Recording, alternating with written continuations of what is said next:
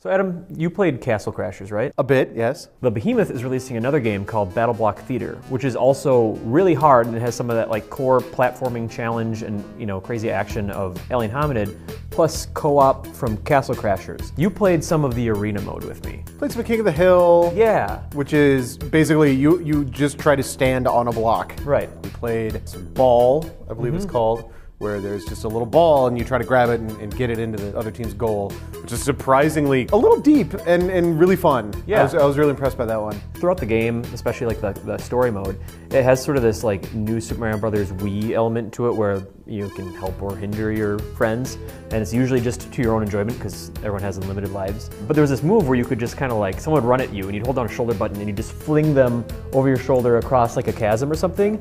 But you take that into like a King of the Hill situation and you're just waiting for dudes to run to you and just automatically flinging them off to their death or whatever. I was really good at grenading my partner off of the platform he was supposed to be standing on. Yeah, that's right, which was really good for me because we were playing against each other. That's the other cool thing is like you could choose a grenade or like this frisbee that would explode or... It's like a landmine slash frisbee. It was yeah, weird. or like an acidic bubble. There's like tons of different weapons.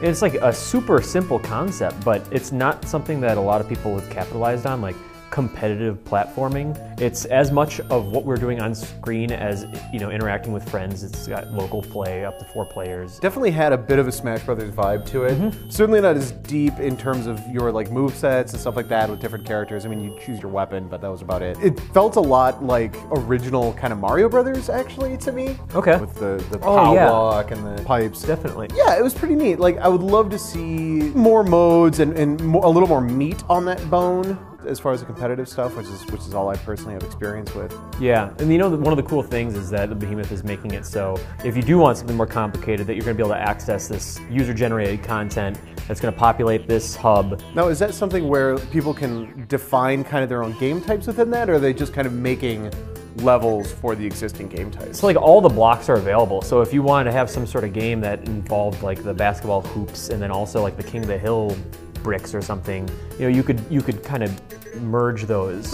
The Behemoth is very clear that all the tools that they had to make every level in the game are going to be available, kind of Little Big Planet style there. That combined with like the campaign, which it seems to be pretty long, and it kind of has that Portal element to it where it's just like 2 guys working together to solve puzzles. It could be really fun and worth the wait. So more of a puzzle platformer than like a Mario platform? Definitely. I like the Behemoth a lot, and people have been waiting for more information on this game for a while and actually haven't been able to sit down and play it and check out the arena mode, especially where a lot of the replay value is going to be. I think that fans of Castle Crashers and just downloadable platformers have a lot to be excited for.